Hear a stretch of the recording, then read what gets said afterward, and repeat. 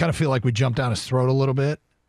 But if there's not an imminent threat, and this is a danger, this is something to be cognizant of, but if there's not an imminent danger, and depending on who you are and what your current health status is, that can be debated, I think time is on your side to be able to kind of digest of what is a prudent reaction. When there's an imminent threat and, to big numbers, 2 people in our state have it.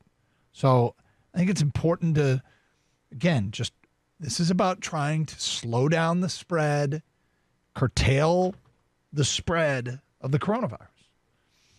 248-539-9797. Ticket text 97136. The breaking news today, though, if you're just joining us, is that Michigan State has joined with other schools. They're going to all online classes, and that starts today at noon and through the end of April. It sounds like most of the rest of the semester. Other Big Ten schools. I think that, I don't know if anybody else in state has done that. I haven't seen that. The rumor was Michigan was going to. I wonder about the smaller schools. Do they have the capability of doing that?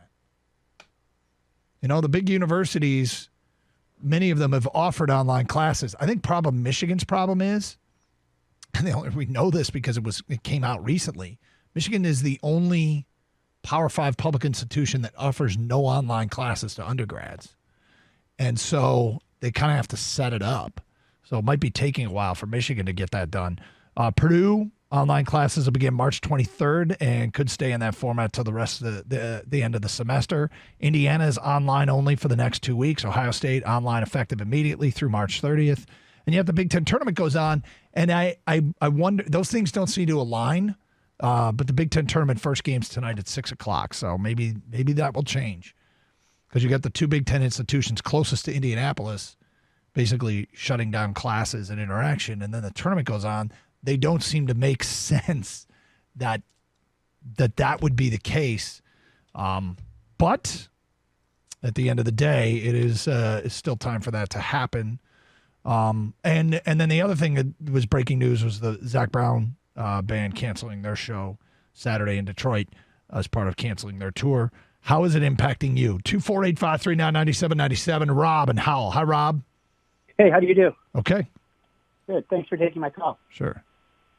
So, interestingly enough, I heard the comments from the... You heard what? Landing. Well, we lost you there for about 15 or 10 seconds. What did you say? You heard what? I said I was listening to the teacher from another district talking about he wasn't sure about any planning that had taken place in his district. Yeah. I'm a school administrator, and we've been talking about this since we came back, actually, from winter break. And one of the things we've done is we've set our students up with, from the beginning of the year, with Google Classroom. So we're equipped to deal with doing school from home.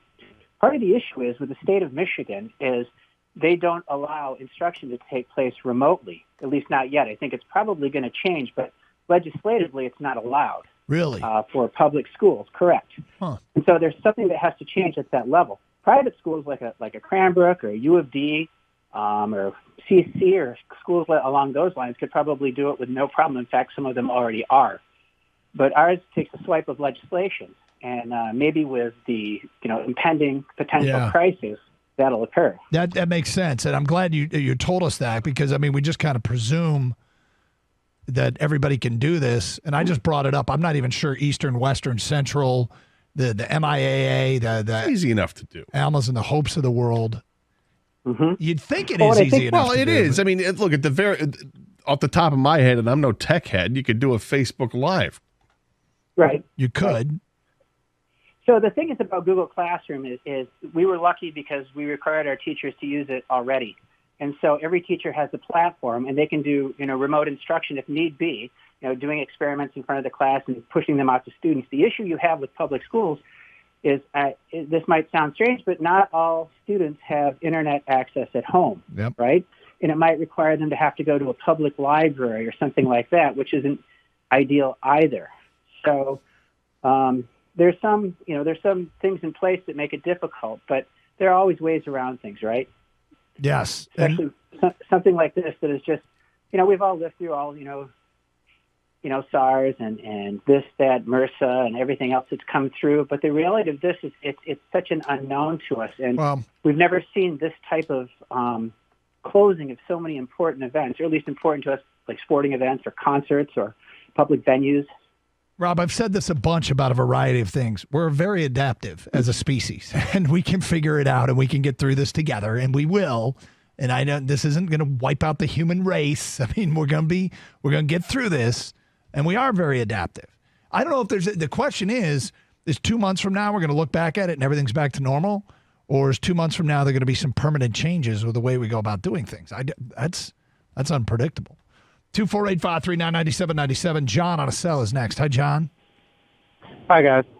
I'm actually calling about how this affected me. I'm a truck driver. I drive across country, and one of the huge things that's happening for us is we're losing freight. Yeah. We'll go to a shipper. They won't have something to ship out. And then another thing is like we're not allowed inside a lot of buildings anymore.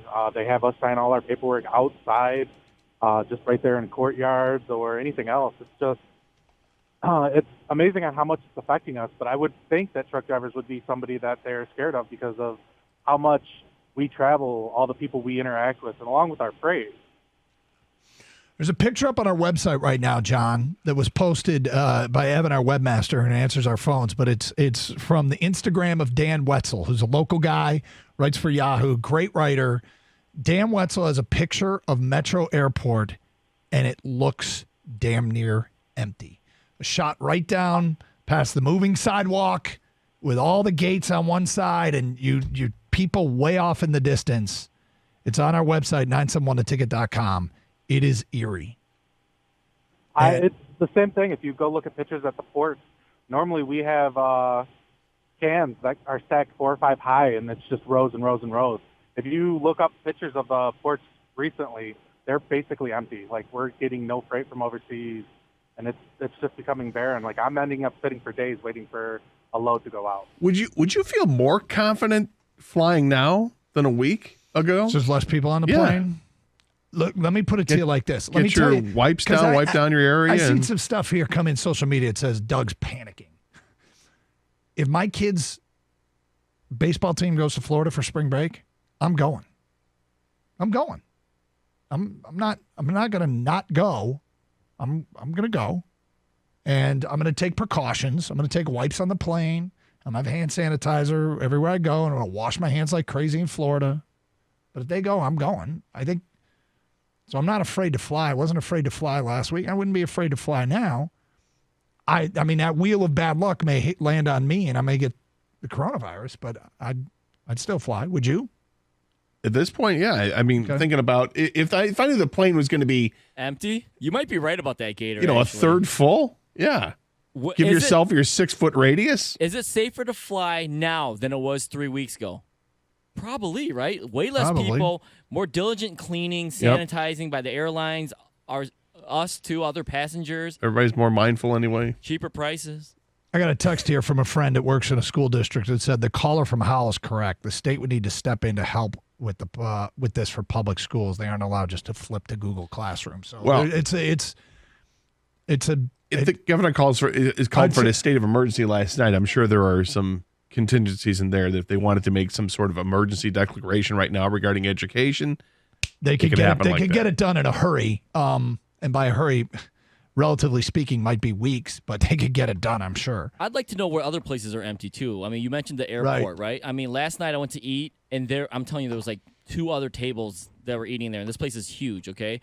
How are the gyms? Should I go work out after work because there's no one there now? I mean, I'd like to see. Gyms are filthy. Obviously. They are. They are that means filthy no one to would be begin going, with. right? Yeah, well, now maybe it's time to get that extra set in. I went Monday, and I was like, I think this might be it for a while. If Doug Karsch stops working out, now I'm I'm panicking. Weather's getting warm. I'll be out on my bike. Be on his bike. Yeah, I'll get on a plane. But how many I won't helmets go to can a you gym. wear at once?